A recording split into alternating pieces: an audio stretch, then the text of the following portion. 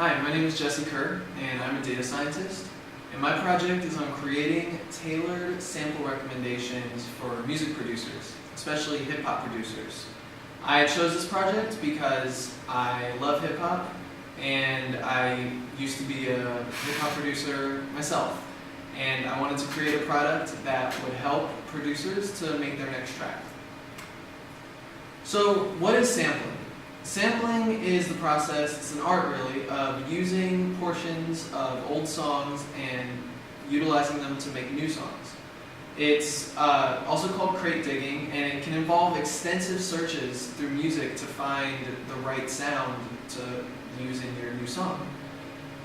It's been estimated that there's as many as 100 million songs that have been recorded. So this can be a little bit overwhelming for new producers to find a gem out of all of those options, and they can get a little bit discouraged. This is a perfect example where we can use a recommendation engine. Recommenders have become very widely utilized in fields such as music, as you'll see here, but also movies and books, where users of the service are presented with many different options, and it's very hard for them to sift through and find what's relevant to them. Recommendation engines can fix that. But how do these algorithms actually create these individually tailored recommendations for their users? Well, there's two main types of recommendation systems, content and collaborative filtering.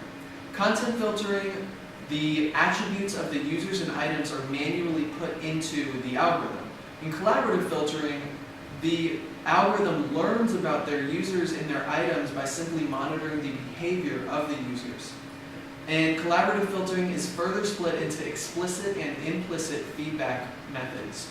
In explicit feedback, the user rates the items voluntarily and says what they think about them. But in implicit feedback methods, the user's behavior is simply monitored, and the algorithm learns about the user and the item based off of what they do, not what they say. The model I used is a collaborative filtering implicit feedback recommender. Here's some of the packages that I used for this project. Call your attention to the implicit library, which was very helpful for this project. So I collected the data by scraping whosampled.com. I scraped about 200,000 links from the website, and each of those links is a unique connection between a producer and a sampled artist. So in this example, we can see the producer Metro Boomin, which is below the video, sampled Carlton Williams to create Mask Off by Future. The recommendation engine makes predictions using a latent factor model. Simply, it takes the producer sampled artist matrix and decomposes it into two matrices, a producer matrix and a sampled artist matrix. The dot product of these two matrices represents the algorithm's prediction for a specific producer-sample artist interaction. And the algorithm is further trained using alternating least squares methodology. We rank the model using this algorithm on the left hand of the slide, and simply it gives us a rank score which ranges from 0 to 1, with lowest scores being better. A score of 0.5 represents a model that is no better than random, and along with comparing our model to random, we can also compare it to popularity, which is simply recommending the most popular artist for every producer and not using our model at all. So when we first tried the model and ranked it using the ranking algorithm, I saw that the model was performing much better than random, but not performing as good as popularity. So I dug into my data a little and saw that it was extremely sparse. What that means is that most producers that the model was training on had only sampled one artist. Furthermore, most artists had only been sampled once. So the model is not able to learn very much about each of the producers because it only has one or two instances to learn about for each producer. Therefore, I tried limiting the model to producers who had at least sampled n number of artists. And I found as I increased that n, the model rank score approached to and became almost the same as the popularity rank score.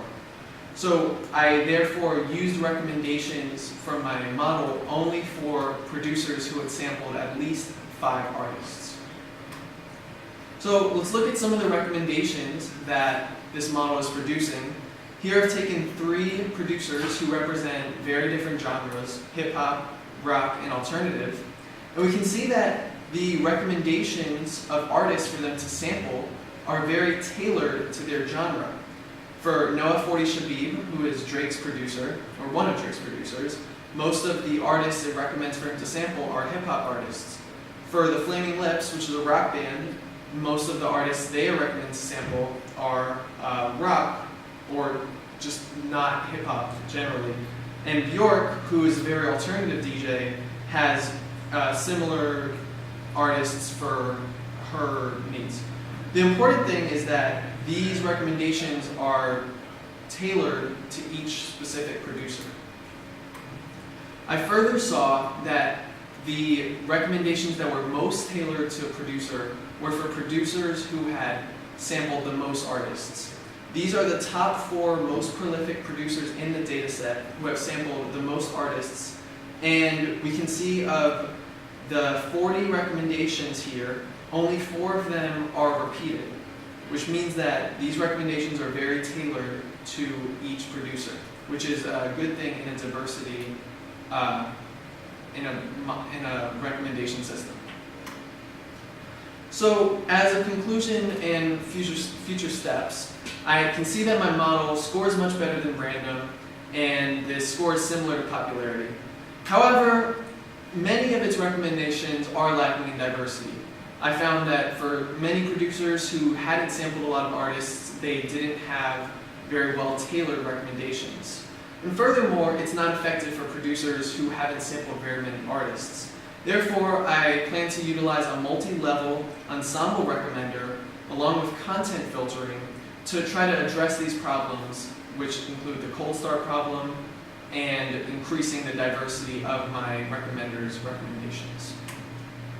I encourage you to email me with any questions and to please follow up at my GitHub repo to see the code and to follow the project as it develops.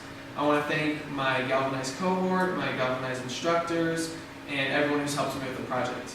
Thank you very much.